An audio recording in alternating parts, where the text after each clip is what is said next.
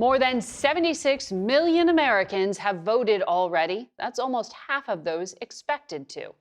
Our CBS News polling updated overnight shows what we have known for some time.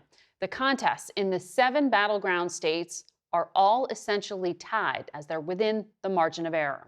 We have reporters in all 7 states, and we'll hear from 4 of them today, starting with our Caitlin Huey-Burns, who is in Greensboro, North Carolina.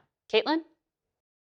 Margaret, former President Donald Trump campaigned here in Greensboro last night and is returning to the state today and tomorrow, all a sign that this state is up for grabs. We can't take a chance of losing the great state of North Carolina. The Tar Heel state has been reliable for Republicans. No Democrat has won it since 2008. But of all the states Trump won in 2020, his victory in North Carolina was the closest. And both campaigns are competing for voters on the same turf. In fact, Trump and Vice President Kamala Harris touched down here at the same time yesterday. Their planes literally parked next to each other on the tarmac. And Democrats hope the state's changing demographics and voters' views on abortion access work in their favor. Republicans, meanwhile, are encouraged by the number of their voters who have already cast ballots. Early voting ended here yesterday. I'm Nikole Killion in Georgia, where both candidates are making last-minute stops this weekend. The Peach State has been in play since President Biden flipped it in 2020. According to the Secretary of State, over 4 million ballots have been cast. That's more than 3 in 4 who were expected to vote this year. Some of the highest participation totals are coming from Republican strongholds outside of Atlanta, something GOP sources tell us they're encouraged by. But top Democrats in this state believe they're also competitive. Plus, more than 1 million black voters have cast ballots. That is a critical demographic, particularly for the vice president, although the former president is trying to siphon off support. This weekend marks the last time that Harris and Trump will likely be in Georgia, but their running mates will be here, and both campaigns have events planned through the election with the goal of capturing this state's coveted 16 electoral votes.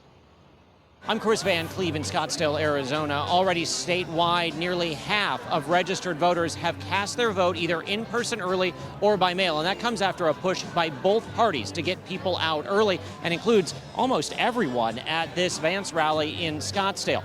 On the ballot, a closely watched Senate race and abortion.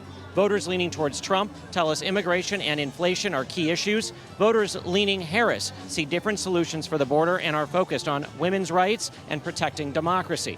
One place where both sides agree is concerns over voter fatigue due to a longer than usual ballot that could lead to delays for those voting on Tuesday. Local leaders say security will be tight. I'm Weijia Jiang in Philadelphia, where the Harris campaign says volunteers have knocked on nearly 1 million doors in Pennsylvania in the last 24 hours alone. Her team believes that an aggressive ground game will drive up Democratic turnout among her base, while the Trump campaign has also worked to expand support from voters of color, especially Black and Latino men. Another top line here in Pennsylvania, the battle of the sexes.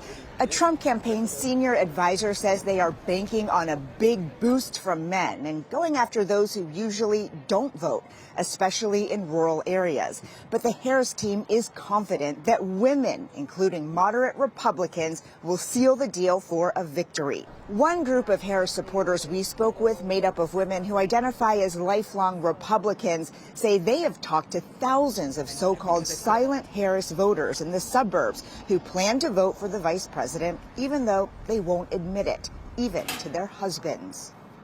We've had a lot of women express a genuine discomfort or almost a fear of telling other people in their lives that they're going to vote for Kamala Harris. But a senior Trump campaign official tells us they do not believe there are enough of those voters to make a real difference.